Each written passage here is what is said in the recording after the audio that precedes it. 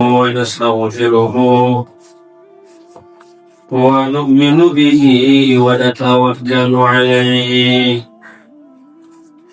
ونعوذ بالله من شرور أنفسنا ومن سيئات أعمالنا من يهد الله فلا مضل له ومن يضلله فلا هادي له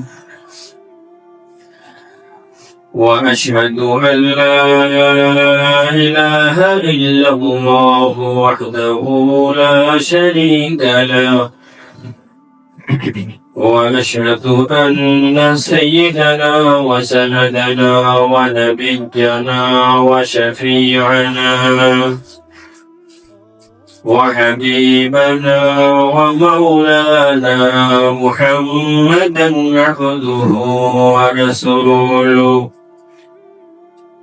أرسله الله تعالى بالحق بشيرا ونذيرا وداعيا إلى الله بإذنه وسراجا منيرا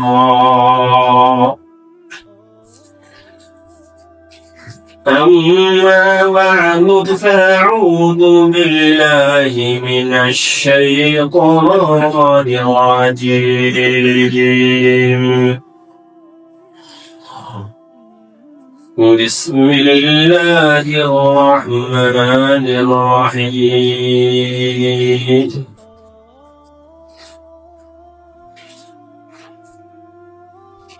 فإن عاقبتم فعاقبوا بمثل ما عوقبتم به ولئن صبرتم لهو خير للصابرين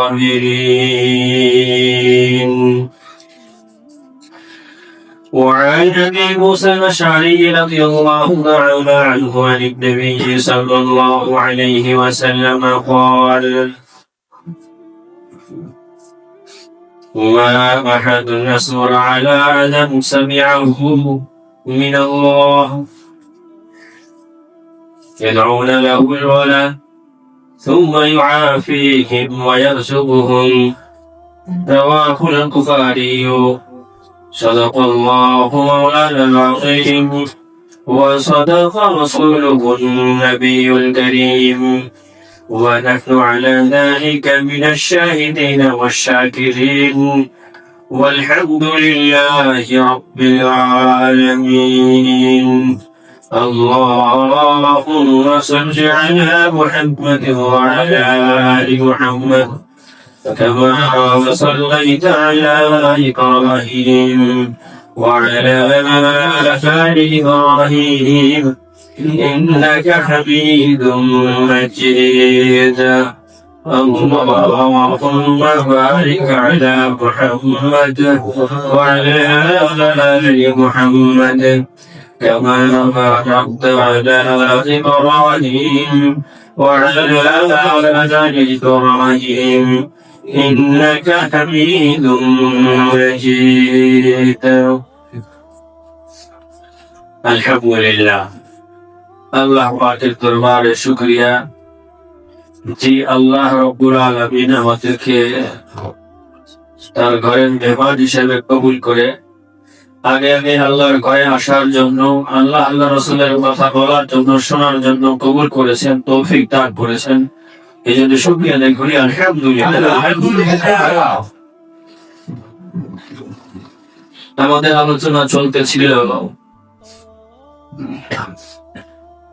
পরিবারের সাথে, পরিবারের লোকজন সাথে, মানুষজনের সাথে চলাফেরার ক্ষেত্রে কি গুণ আমাদের অর্জন করতে হবে, কিভাবে আমাদের পরিবার সুখের হবে, কলহ তান্ডব বিবাহ আমাদের পরিবার এগুলো থেকে কিভাবে বাঁচতে পারে। আজকে মুসলিম পরিবার এর মধ্যে জর্জরিত, এর থেকে উত্তরণের উপায় কি? এই সকল বিষয় নিয়ে আমরা কিছু বোঝাকারা করতেছিলাম, পরস্পর আলোচনা করতেছিলাম। বেশ কিছু জুমায় আলোচনা হয়ে গেছে। এক পর্যায়ে গত জুমায় আমরা আলোচনা করেছিলাম, গত জুমার আলোচনার যেই খোলাসা, যেই সার সংক্ষেপ ছিল, সেটা ছিল যে একসাথে বসবাস করলে, একসাথে চললে একজন থেকে আর একজন একটু কষ্ট পাওয়া এটা স্বাভাবিক, এটা আসবেই। আর একবার রাসূল সাল্লাল্লাহু আলাইহি সাল্লাম সাহাবায়ে কেরাম বুজুর্গদেরকে নিয়ে একবার শুনেছিল, তাই না? ওনাদের মধ্যে একটু হয়েছে। এই জন্য আমি যদি এমন মনোভাব নিয়ে থাকি যে আমার ফ্যামিলির কারো থেকে যেন আমি বিন্দু মাত্র কষ্ট না পাই, এমন ভাবে করতে চাই ফ্যামিলিকে, এটা আমার জন্য ঠিক হবে। আসবেই কিছু কষ্ট আসবে, সেখানে আমার করণীয় কি হবে? এক নম্বর বলেছিলাম যে এটা স্বাভাবিক ভাবে নিতে হবে আমাকে, এটাকে মনে ধরে রাখা যাবে না। দুই নম্বর বলেছিলাম সবরের গুণ অর্জন করতে হবে। অন্যের পক্ষ থেকে কষ্ট আসলে এটাকে ধৈর্য ধারণ করতে হবে, আমাকে সবর করতে হবে। রাসূল সাল্লাল্লাহু আলাইহি সাল্লাম তার বিবিদের কথা শুনেছিলাম, হযরত ওমর রাদিয়াল্লাহু তাআলা আবু বকর সিদ্দিক রাদিয়াল্লাহু তাআলার ঘটনা শুনাইছিলাম যে একটু কি হয়েছে, উভয়ের মধ্যে একটু কথা নিষেধ করেছে, কিন্তু দেখি গত জুমায় শুনছেন আপনারা যে তাদের অবস্থাটা কি ছিল, পরবর্তী অবস্থাটা কিরকম ছিল তাদের। এই জন্য সবরের গুণ এখতিয়ার করতে হবে, ধৈর্য ধরতে হবে। আল্লাহ নবীর ইত্তেবা, এটাই তো আমাদের আসল, তাই না? আল্লাহু আকবার। আমি আপনাদের সামনে একটা হাদিস তেলাওয়াত করেছি এবং আয়াত, গত জুমার যে আয়াত বলেছিলাম ওই আয়াতই পড়ছি। হযরত আবু মুসা আশআরী রাদিয়াল্লাহু তাআলা আনহু হাদিস, তিনি রিওয়ায়াত করেন যে অন্যের থেকে কষ্ট পাওয়ার পরে যে সবর করতে হয়, আল্লাহ পাকের চাইতে বড় সবর করবে আর কেউ নাই। সবচেয়ে বড় সবর করেওয়ালা কে ভাই? আল্লাহ। আল্লাহু আকবার। পুরা দুনিয়া বানাইছেন কে? দুনিয়ার সব কিছু কে বানাইছেন? মানুষ বানাইছেন কে? মানুষের জন্য এত কিছু দিয়েছেন, তার উপকারের জন্য সব কিছু কে দিছেন? আল্লাহ দিছেন। পুরা দুনিয়া আল্লাহ বানাইলেন, মানুষ আল্লাহ বানাইলেন, সবকিছু আল্লাহ পাক দিলেন। আল্লাহর দেওয়া শ্বাস, আল্লাহর দেওয়া জমিন, সবকিছু নিয়ে দুনিয়াতে কত মানুষ আল্লাহর নাফরমানি করে না? কি বল, করে কি করে না? করে না? হ্যাঁ, করতেছি। বলে শুধু কি তাই? সরাসরি বিদ্রোহ ঘোষণা করেছে। আল্লাহ বানাইলো, আল্লাহ সবকিছু দিল, কিন্তু আল্লাহকে আল্লাহ হিসেবে মানতেছে না। কাউকে আল্লাহর ছেলে বানাইতেছে, যে সমস্ত জিনিসের দ্বারা আল্লাহ উচ্চারণ রাগ করেন।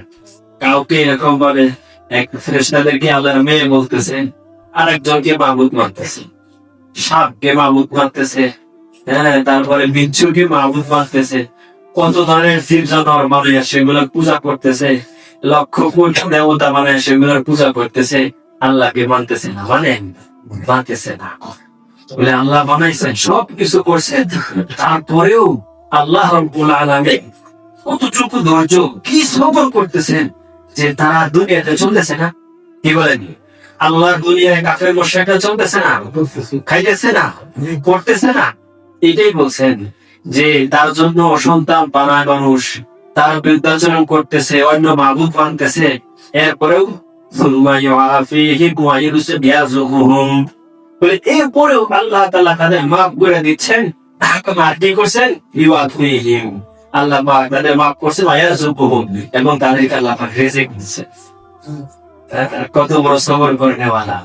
আমাদের দুনিয়ায় দেখেন না, নিজের টাকা দিয়ে না, আমাদের দেশ, আমাদের যে পৃথিবী, বর্তমান সারা পৃথিবীতে যেই দেশগুলা চলতেছে, দেশের প্রধান যারা হইতেছে, এরা কি রাষ্ট্র নিজের টাকা দিয়ে চালায়? কি কন? নিজের খরচ করে নিজের টাকা দিয়ে এগুলা দিয়ে চালায় না, জনগণের টাকা দিয়ে জনগণের দেশ চালায়, তাই না? তারা রক্ষক, তারা কিছু ম্যানেজমেন্ট করতেছে, তারা কিছু এরকম ভাবে নিয়ম শৃঙ্খলা করতেছে, এতটুকুই শুধু। নাচেন এগুলো সব কার টাকা? জনগণের টাকা। সব জনগণের টাকা, সব জনগণের কিছু, নিজের কিছুই না। আপনি একটু সে ছাড়া অন্য কাউকে প্রধানমন্ত্রী বলে দেখেন, খালি প্রধানমন্ত্রী না, খালি রাষ্ট্রপ্রধান না, বরং আপনার কোনো কথা যদি তার বিপক্ষে যায়, আপনার সব সাহায্য কি বন্ধ, সবকিছু শেষ। দেখবেন অবস্থা, পুরা পৃথিবীর অবস্থা বলতেছে। আর আমার আল্লাহ, তার আমার জান বানাইছে সে, দুনিয়ার সব দিছে সে, আমার সব কিছু দিছে সে, কিন্তু তারপরেও ওই কাফের মুশরিকদেরকে না খয়ে মারতেছে, কাফের মুশরিকদের ভালো পড়াইতেছে, ভালো পড়াইতেছে। কি কারণ? দুনিয়াতে মুসলমান বেশি না কাফের মুশরিক বেশি? কাফের মুশরিক বেশি না? তো দুনিয়ার নিজাম ঠিক রাখছেন, আলো ঠিক রাখছেন, বাতাস ঠিক রাখছেন, সবকিছু ঠিক রাখছেন। কত বড় ধৈর্য আল্লাহ পাক, কত বড় সবরওয়ালা আল্লাহ পাক, কত বড় ধৈর্যওয়ালা আল্লাহ পাক। এবার নিজের মধ্যে আসে, নিজে নিজে আমি আমাকে বলতেছি, আমাকে আল্লাহ পাক কত কিছু দিছেন, কিন্তু আল্লাহ পাক নারাজ হন এমন কত কাজ আমার থেকে প্রকাশ পেতেছে। কি কোন না? আহা, আমার চোখটা না কতই ব্যবহার হইল এমন কাজে, যে কাজে আল্লাহ নারাজ হন। আমার এই জবানটা না কত ব্যবহার হলো এই কাজে, যে কাজে আমার আল্লাহ নারাজ হন। আমার হাত দিয়ে কত কিছু করলাম, কত লেখা লিখলাম, যে লেখায় যে কাজে আমার মাহবুব কি হলো? নারাজ হলো। আহা, আমার ব্রেন নিয়ে আমি কত কিছু চিন্তা করলাম, বললাম, যে চিন্তায় যে কাজে আমার মাহবুব আমার মাওলা নারাজ হন। করছি কি করি নাই? করি নাই। হ্যাঁ, এরপরে তো আল্লাহ আমার নিঃশ্বাস শক্তিকে নিয়ে নিছেন, আমার শ্রবণ শক্তিকে নিয়ে নিছেন, আমার জবানকে আল্লাহ সচল রেখেছেন, আমার বডিকে আল্লাহ সচল রেখেছেন। কত বড় সওয়াবের, কত বড় ধৈর্য, সবচেয়ে বড় ধৈর্য শিখে আল্লাহ। এই জন্য আল্লাহর হাবিব বলছেন, তাখাল্লামু বিআখলাকিল্লাহ, তাখাল্লামু বিআখলাকিল্লাহ। আল্লাহ পাকের যে গুণ, ওই গুণ তোমরা তো পুরা পারবে না। ওইরকম গুণ অর্জন করতে চাও, ওইরকম গুণ অর্জন করো। দেখো কিরকম সবর করে আল্লাহ তাআলা সব কিছু দিছে, এরপরেও কত নাফরমানি করতেছে, তারপরও সবর ভাই। আর তুমি তোমার ছেলের বউ সামান্য একটা কাজ করে নাই, এটাই সবর করতে পারো না? তুমি তো তাকে বানাও নাই, তুমি তাকে কিছুই করো নাই। তোমার এক ছেলে সামান্য পেশানি করলো, তাকে তো তুমি বানাও নাই, তাকে তো তুমি কিছুই করো নাই, তারপরেও তুমি সবর করতে পারবো না? তোমার এক ভাই একটু কিছু কষ্ট পাইছো, তোমার মনের খেলা থাকছে, কাজ করেছে, তুমি এটা স্মরণ করো, এগুলো স্মরণ করো যে আমার মাহবুব আমাকে কত কিছু দিছে, আর আমার দ্বারা আমার মাহবুবের রাগের, আমার মাহবুবের খেলা, সন্তুষ্টির খেলা কত কাজ হইতেছে, সব আমার মাহবুবের সবর করে যাইতেছে। আর আমি যদি একটু সবর করতে না পারি, তাহলে আমার মাহবুব যদি আমার উপর অবস্থা হয়। এই জন্য আল্লাহ রাব্বুল আলামিন দুনিয়ার নিজামকে বাকি রাখছেন। কাফের মুশরিক দুনিয়াতে বেশি, কাফের মুশরিক দুনিয়াতে বেশি, এরপরে নিজামকে দিয়ে রাখছেন আল্লাহ পাক বাকি রাখছেন। এই জন্য আল্লাহর হাবিব বলছেন, এগুলো চিন্তা করো, এগুলো চিন্তা করো, পুরা বিশ্ব নিয়ে এগুলো চিন্তা করো, নিজেকে নিয়ে এগুলো চিন্তা করো, নিজে যেই অনুগ্রহ আর দয়া আল্লাহ নিজের উপর আছে, এগুলো চিন্তা করার পরে তুমি যদি তোমার সাথে কেউ কিছু বলে, ওটাকে তুমি তখন সহজে নিতে পারবা, সবর করা তোমার জন্য সহজ হবে। তোমার ছেলে একটু কিছু বললে, ছেলের বউ একটু কিছু বললে, স্ত্রী একটু কিছু বললে, এটা সবর করা তোমার জন্য আসান হবে, সহজ হবে। তুমি মনে করবা আমার ব্যাপারে তো আমার রব সবর করতেছে, আমাকে পাঠাও করতেছে না, কেন আমি এর ব্যাপারে এত প্রতিশোধ নিতে যাব? এই জন্য পরিবার চালাইতে গেলে, পরিবার সুখী করতে গেলে, পরিবারের সদস্যদের মধ্যে যে গুণ, অপরিহার্য গুণ যেটা লাগবে, সেটা হলো সবর করা। সবর করতে হবে, ধৈর্য ধারণ করতে হবে। জাহেলিয়াতের যুগের একটা, আপনার সবর না করে যদি আমরা প্রতিশোধ নিতে যাই, প্রতিশোধের পথ যদি বেছে নেই, এটা মারাত্মক ক্ষতি হবে। আপনি কেউ একটা কিছু বলছেন, একটা হলো দেখেন, শরীয়ত আল্লাহ পাক তো বলে দিয়েছে, যদি তোমাদের কেউ কষ্ট দেয়, তাহলে যে পরিমাণ কষ্ট দিয়েছে তুমি ওই পরিমাণ দিতে পারবে। কিন্তু একটা হলো বিধান, আর একটা হলো আখলাক। শরীয়তের চাহিদা হলো তুমি আখলাক ভেজাও, তুমি ওই আইনে যায় না। যদি কেউ তোমাকে কিছু কষ্ট দেয়, তুমি ওই পরিমাণ কষ্ট দিতে পারবা। যতটুকু জোরে তোমাকে বলেছে অতটুকু জোরে তুমি বলবা। যেই জায়গায় বলেছে, যেই কয়জন মানুষের সামনে বলেছে, ওই কয়জন মানুষের সামনে কত শর্ত। একজন তোমাকে একটা কথা বলেছে, গালি দিয়েছে, কিভাবে কোথায় গালি দিয়েছে, সে দিয়েছে ঘরের ভিতরে, তুমি যাই দিলে চল রাস্তায় বাড়াবাড়ি করছো। এটা বাড়াবাড়ি করছো, তুমি এটা অতিরিক্ত করছো, এটা জালেম হিসেবে তুমি সাব্যস্ত হবা। অতএব তুমি যদি প্রতিশোধ দেওয়ার পথকে বেছে নাও, তাহলে তুমি পারবা না। এই জন্য বলছে ওলাই সবান তুম। আর যদি তোমরা প্রতিশোধের পথকে বেছে না নিয়ে, কে বলতেছেন? আল্লাহ বলতেছেন। কে বলতেছেন? আল্লাহ। পরিবারে তুমি নাকি কিছু হয়ে গেছে, আপনি সুদের মধ্যে চুলটা কিছু হয়ে গেছে, সমাজের পরস্পরে সমাজে কিছু হয়ে গেছে, এটা যদি তুমি পরিশোধের মধ্যে যাও, পরিশোধের পথ যদি তুমি পথ অবলম্বন করো, তাহলে তুমি পারবা না। আর যদি প্রতিশোধ দেওয়ার পথকে পরিহার করো, ওলাইন সবার তো সবর করো, ধৈর্য ধরো, তাহলে আল্লাহর ঘোষণা লাহুয়া খায়রুল লিসাবিরিন, এটা অবশ্যই সাবিরের জন্য কি হবে? কল্যাণ দেখে। ওয়ালা মান সাবারা ওয়া গাফারা ফাইন্না যালিকা মিন আযমিল উমুর। আল্লাহ পাক বলছেন যে ওয়ালাই সাবারা, কেউ তো কোনো কষ্ট পাইছে, আমি আমার বউ থেকে, আমি আমার ছেলে থেকে, আমি আমার ভাই থেকে, আমি আমার পাশের বাসাওয়ালা থেকে একটু কষ্ট পেয়েছি, একটু কথায় কষ্ট পেয়েছি, কোনো কাজে কষ্ট পেয়েছি, কিন্তু আল্লাহ পাক কি বলতেছেন? ওয়ালা বলিবান ওয়ালাই সাবারা, যদি সে সবর করে, ও গাফার, এবং যদি সে মাফ করে দেয়, আল্লাহ প্রশংসা করছে, তাহলে ওই ব্যক্তি বড় মনের মানুষ, হিম্মত, অনেক বড় হিম্মতওয়ালা সে। আমরা হিম্মতওয়ালা মনে করি যে যত বেশি প্রতিশোধ দিতে পারে, প্রতিশোধ না দেওয়ায় মনে করি আমি তো তাহলে সমাজের মানুষ আমাকে বুঝদেন মনে করবে, আমাকে একেবারে কি মনে করবে?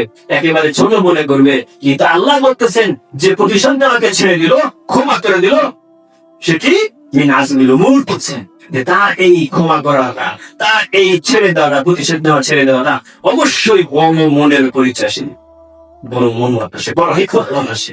এই জন্য প্রতিশোধ নেওয়ার মানসিকতাকে ছেড়ে, আপনি যে কোনো বিষয় দেখেন, যে কোনো বিষয় আপনি যদি প্রতিশোধ নিতে চান, ছোট থেকে ছোট বিষয় যদি প্রতিশোধ দিতে চান, তাহলে কি হবে? বিষয়টা সিরিয়াস হবে। খেয়াল করে পরিবার ধর্ম, যদি আমরা প্রতিশোধের মনোভাব নিয়ে কিছু করতে যাই, তাহলে বিষয়টা আরো সিরিয়াসে চলে যায়। আপনি সিরিয়াসে চলে যাবেন, সেও পরবর্তীতে আরো সিরিয়াস হবে, আস্তে আস্তে এরকম ভাবে এটা কি হয়ে যাবে? বড় হয়ে যাবে। ইতিহাসের মধ্যে একটা যুদ্ধের কথা আসছে, জাহেলিয়াতের যুগের যুদ্ধ।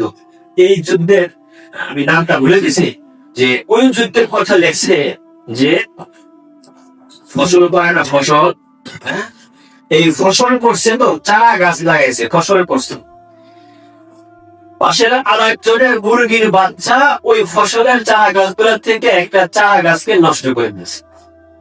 এটা নিয়ে কথা, এই কথা কাটাকাটি, এক পর্যায়ে গিয়ে দুনো পক্ষের লোকজন জমা হয়েছে, তার বংশ জমা হয়ে এক পর্যায়ে গেছে তরবারি দিয়ে লড়াই হয়েছে, তরবারি দিয়ে লড়াই। ইতিহাসে লেখছে যে এই যে যুদ্ধটা লেগেছিল, এই যুদ্ধটা 40 বছর পর্যন্ত ছিল।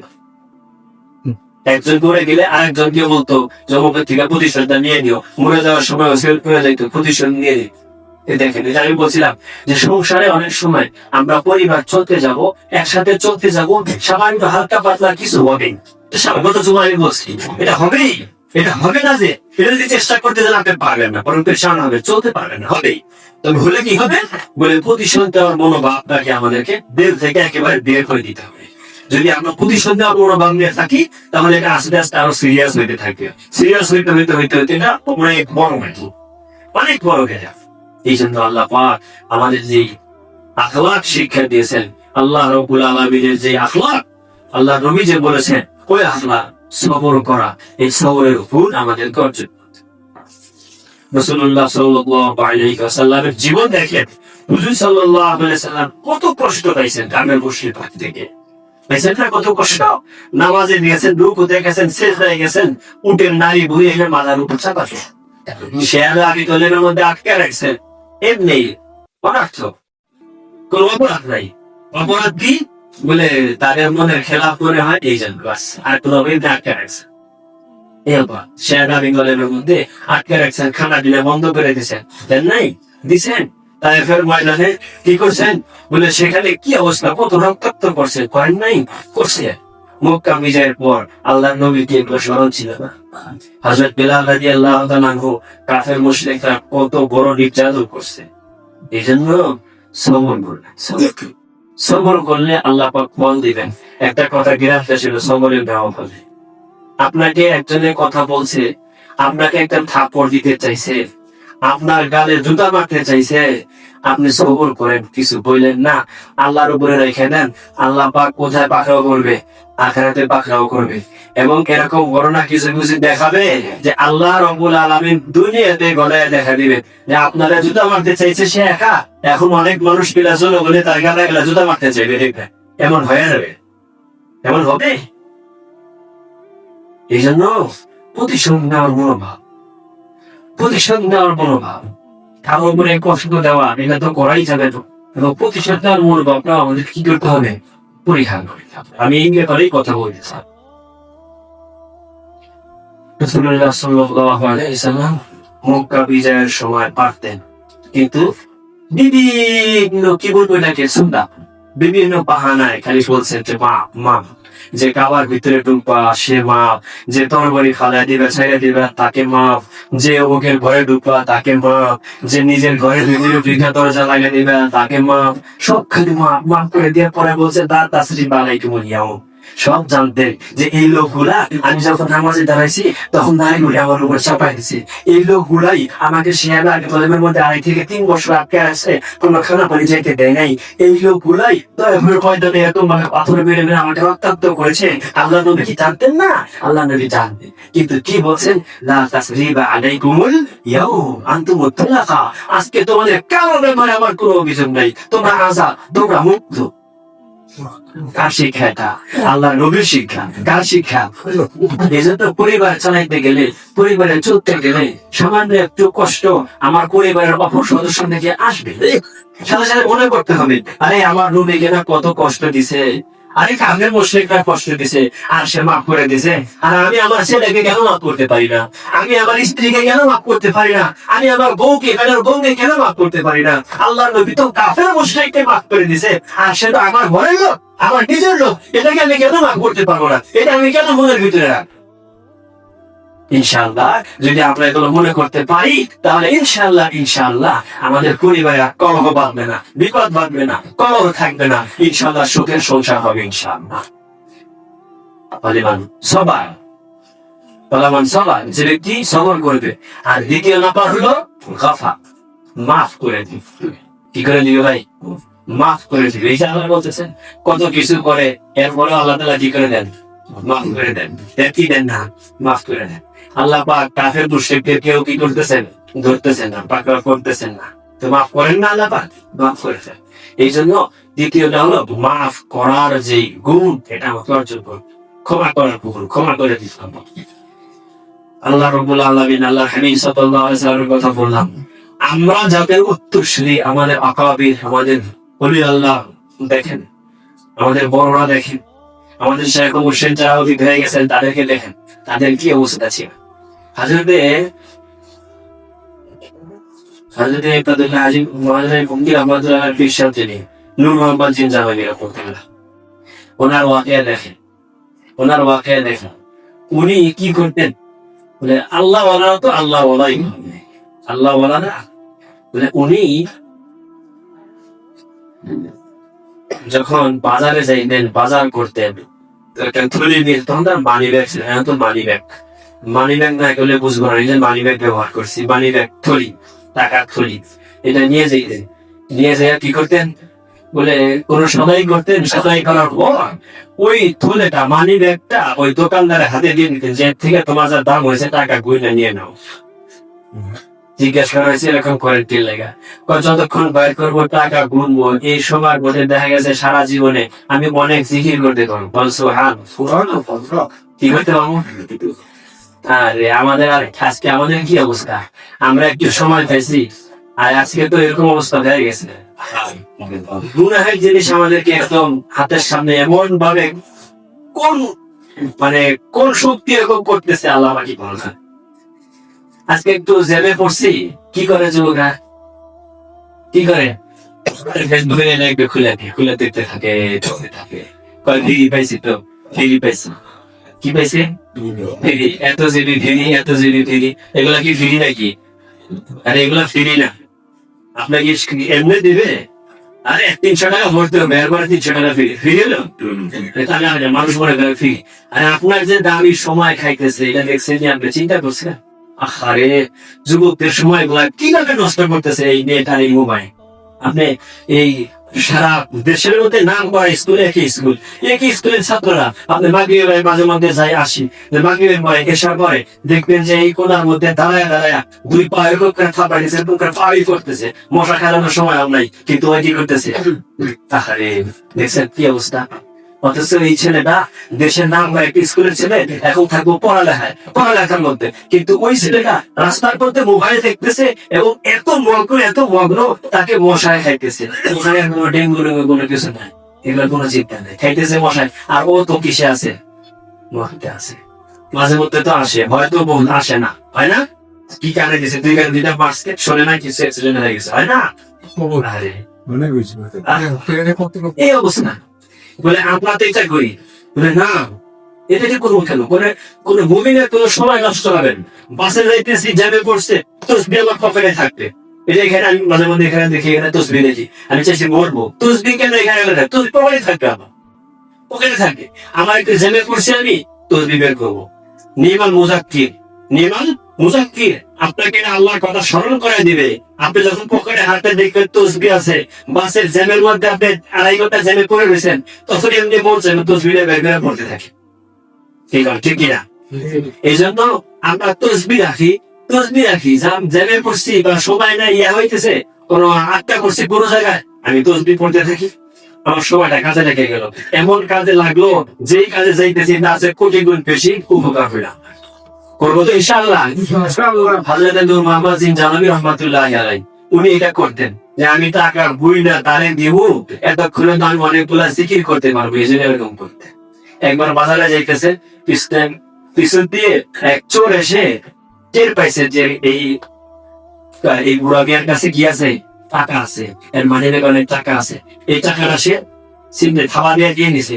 উনি পিছনে তাকে দেখেন নাই, ওনার মতো উনি যাইতেছে এবং উনি এরকম কোনো কিছু কেউ নিলে, চোরে কোনো কিছু নিলে এটাকে হালাল করে দিলেন। এটা কি করতেন? হালাল করে দিতে। বলে আমার রব কত মানুষ কতভাবে মাফ করে দেয়, আমি কেন ওকে শাস্তির একটা সম্মুখীন করবো? বাস এটা নিয়ে উনি হালাল করে দিয়েছেন, যেটাকে ওনাকে দান করে দিলাম, হালাল করে দিলাম। আমি এটাকে কি করে দিলাম? হালাল করে দিলাম। তো উনি হালাল করে দিয়েছেন। চোরে কিছু দূর গেছে, যাওয়ার পরে এখন বাড়ির দিকে রাস্তা দিকে আর কোনো গলি পায় না। এই গলিতে যায়, সামনে বন্ধ, এই গলিতে যায়, সামনে বন্ধ, এই গলিতে যায়, সামনে বন্ধ। বুঝেন নাই? আরে চোর হলে কি হবো, এখন বুঝতে আছে নাই? চোরে বুঝে না যে হায় হায় এই গুণ আমি এমন হয় কোন বড় কিছু হইব, আল্লাহর কোন বলি হইব, সেইটা ভাইবা। এর জন্যই আমি তার জিনিসটা চুরি করছি, আমি এই বিপদে পড়ে গেছি, আমি রাস্তা পাই গেছি না বলে যেদিকে যায় কয় এখানে না আবার আসছি এখানে, আরে এখানে না আসছিলাম, আবার তো ঘুরতে এখানে আসছি। হয় না? দেখো এরকম ভয়। আরে অনেক খালি সামনে এরকম ভয়, অনেক ঘুরতেছে, ঘুরে গেলে পায় না, এক জায়গায় 10 টাকা করে যায়। কি কথা তো গেছে, যাওয়ার পরে এরকম হইতেছে, তখন তার বুঝে আসছে, পরে বলতেছে যে আমি তো ওই বড় মেয়ের কাছে যাই। গেছে, যাওয়ার পরে তো উনি গেট লাগাই দিয়েছেন, নক করছেন, বের হয়েছে। বের হওয়ার পর বলতেছে হুজুর আমি অপরাধ করছি, ভুল করছি, আমি আপনার জিনিসটাকে চুরি করছি। এই জন্য দেখেন আল্লাহ আল্লাহদের ব্যাপারে, আলেম ওলামার ব্যাপারে কথা কইতে সাবধান, কথা কইতে কি সাবধান। মুখটা আল্লাহ দিছে, কোনো তেরো লাগে না, কোনো টাকাও লাগে না, কয়া ফেললেন, কিন্তু কি ধরবো একদিন আল্লাহ। দুনিয়াতেও ধরতে পারে, আখেরাতেও ধরবে। রেকর্ড হইতেছে, কি হইতেছে? রেকর্ড হইতেছে। সাবধান। তো বলে আমি আপনাকে কষ্ট দিছি, আমি আপনাকে কি করেছি? কষ্ট দিছি। আপনি আপনার এই এটা নিয়ে নেন, এটা আমি দিয়েছি, আমি চুরি করছি, অপরাধ হয়ে গেছে, আমাকে মাফ করে দেন। না না, এটা তো আমি নিতে পারি না, আমি তো তুমি যখন নিচ্ছ এটাকে আমি তোমাকে দান করে দিছি, এটা আমার নাই, এটা এখন তোমার হয়ে গেছে, তুমি এটা নিবা।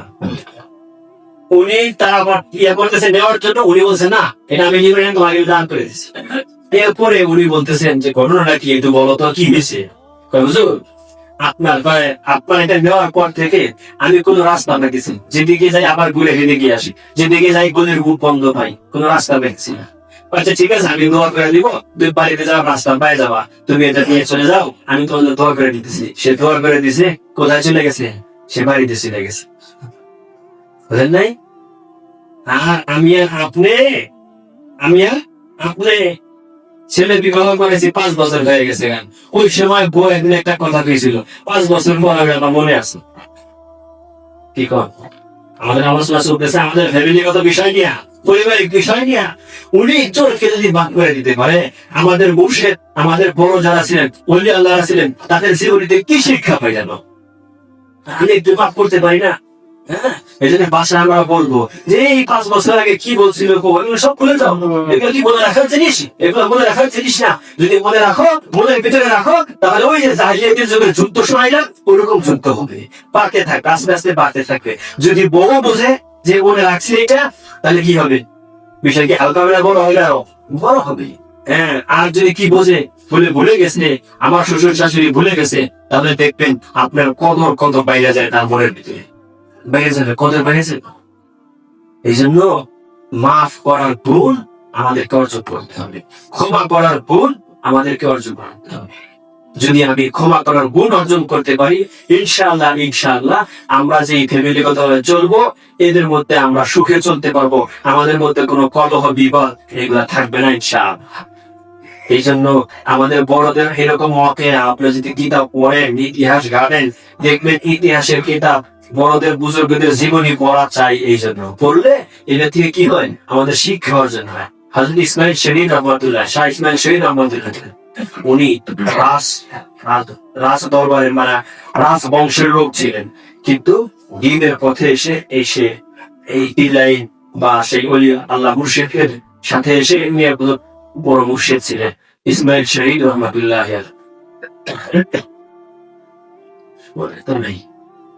তো উনার একবার এক জায়গায় বয়ান করতেছেন, খুতবা দিতেছিলেন, এক লোক উঠে কি বলছে, এক লোক উঠা বলতেছে যে আপনি বয়ান করতেছেন, আপনি তো হারামজাদা, নাউজুবিল্লাহ। তার মানে কি? বলে আপনার বাবা নাই। তখন উনি কিছুই বলেন নাই, উনি ওনাকে বলছেন যে দেখো, তুমি যে কথাটা বললা, তোমার এই কথাটা ঠিক না, এই কথাটা কি না ঠিক না, এই কথাটা ঠিক না। বরং আমার আব্বা আপনার যে বিবাহ করাইছে, ওই বিবাহের মধ্যে সাক্ষী এখনো জীবিত আছে, অমুক সাক্ষী, অমুককে যায় জিজ্ঞাসা করে দেখো। এই জন্য একসাথে চলতে, ছোট ছেলে, বড় ছেলে, বোন তো সামনাসামনি হয়তো কোনো সময় একটা কথা আমার কাছে উল্টা মনে হইতে পারে, কিন্তু এটাতে কি করা যাবে না, চোখে যায় খুব বড় হয়ে নেওয়া ঠিক হবে না। এই হলো আমাকে সবর করার গুণ, আমার কি করতে হবে, এখতিয়ার করতে হবে। আর এরকম মাফ করে দেওয়ার গুণ আমাদের সকলকে অর্জন করতে হবে, তাহলে সংসার ইনশাআল্লাহ সুখে হবে। সাথে সাথে আর একটা যেটা ইসলাম বলছে, সেটা হলো অন্যের জন্য সামান্যতম কষ্ট আমার থেকে না পায়, এটা আমার খেয়াল রাখতে হবে। আমি একটা ঘটনা বলে শেষ করে দিয়েছি। হযরত ইমাম আবু ইউসুফ রাহমাতুল্লাহ আলাইহি, নাম শুনছি না আমরা? আমরা তো জানি উনি বড় ইমাম, বড় ফকি, আসলে তো অনেক বড় ফকি, অনেক বড় ইমাম। উনি চিফ জাস্টিস ছিলেন, কাজী হুজাত ছিলেন, প্রধান বিচারপতি ছিলেন। প্রধান বিচারপতি কত ব্যস্ত জানেন তো? এই প্রধান বিচারপতি আমার বড় একজন ফকি, ফেকার একজন ইমাম। এগুলো হয়তো এখন আমাদের বুঝে আসবে না, এখন তো আমরা ভাগ করে ফেলেছি, ইসলামের বিধান তো হলো এইটা।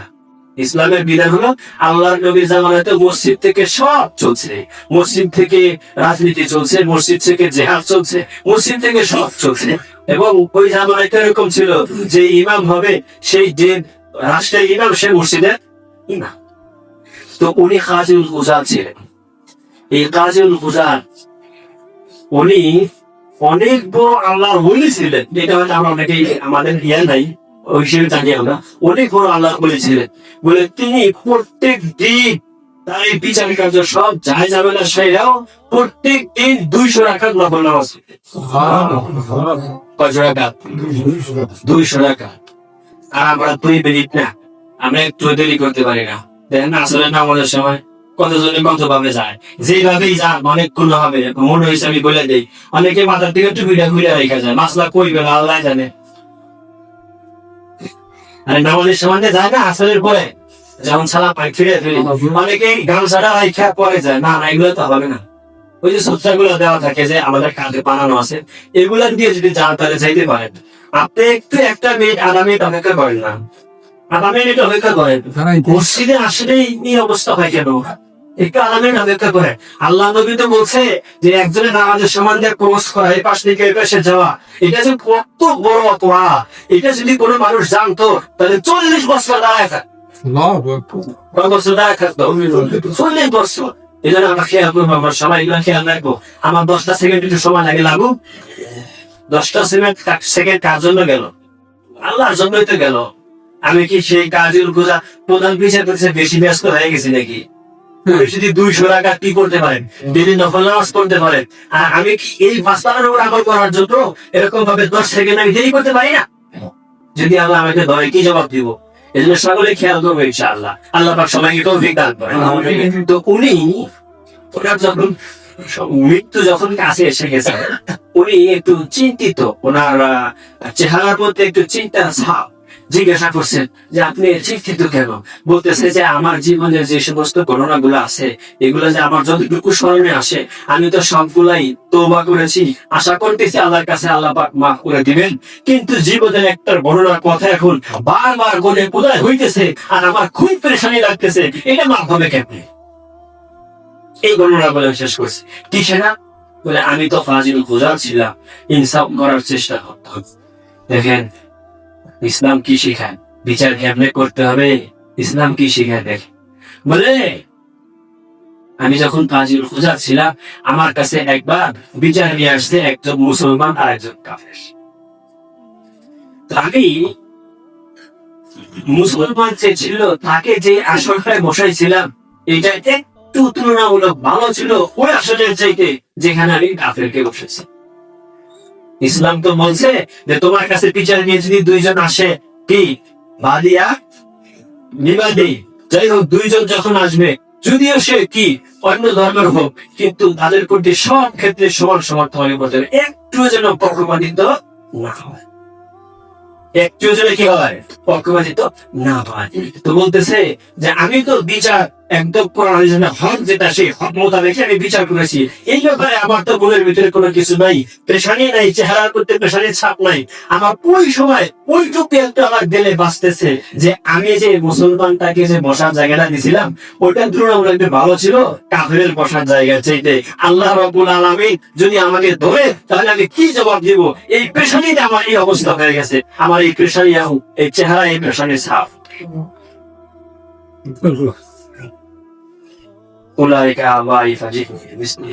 এরাই হলো আমাদের উত্তরসূরি। এরকম উত্তরসূরি পাবো কোথায়? কিন্তু আজকে মুসলমানরা আমাদের এই সকল পুরুষদেরকে ভুলে যায়, এই সকল পুরুষদের ইতিহাসকে আমরা গাড়িও না, দেখিও না, জানিও না, অনুসরণও করতে চাই না। আজকে আমরা অনুসরণ করতে চাই সেই পশ্চিমের যে সকল পুরুষ আছে, যারা আছে হিন্দু খ্রিস্টানদের পূর্বপুরুষ যারা আছে, এদেরকে অনুসরণ করতেছি, এদের ইতিহাস ঘাটতেছি, এদের জীবন পড়তেছি। এই জন্য আজকে আমরা জাহান্নামের দিকে আগাইতেছি, আমাদের পরিবার, আমাদের ঘর জাহান্নাম হইতেছে, কোন জায়গায় আমরা শান্তি পাইছি। শেষ কথা আমার এটাই যে আমি পরিবার চালাইতে চেয়েছি, আমি পরিবার চালাইতে চেয়েছি। আমার 2 ছেলে, আমার 2 ছেলের বউ আছে, আমার 2 মেয়ে আছে, কিন্তু কারো ব্যাপারে কি আমাকে তো সমানভাবে দেখতে হবে। কারো ব্যাপারে কি এরকম একটু কমতি হয়ে গেল কিনা, এটা আমার সবসময় জেনে রাখতে হবে। আর আপনি ইউসুফ রহমাতুল্লাহ এর ঘটনা মনে রাখবেন যে মরার সময় এইটুকু নিয়ে উনি কিরকম করছেন। আর আজকে কি আমার ছেলের ব্যাপারে একটু আমি বেশি ঝুঁকে গেলাম, আমার ছেলের পক্ষে হয়ে গেলাম, আমার বউয়ের এরকম বিপক্ষে যাই আর কি কথা একটু বেশি বলে ফেললাম, এরকম হয়ে গেল কিনা, এরকম আমার কি রাখতে হবে? সব সময় আমার ব্রেনে রাখতে হবে, যে এটা রাখতে হবে। হয়ে থাকলে তাদের থেকে আমাকে বলতে হবে, বলে এটা মুআমালা সাফ করতে হবে। তাহলে ইনশাআল্লাহ সংসার ভালো চলবে, সুখে চলবে। আল্লাহ রাব্বুল আলামিন আমাদের সবাইকে কথাগুলোর উপর আমল করার তৌফিক দান করে।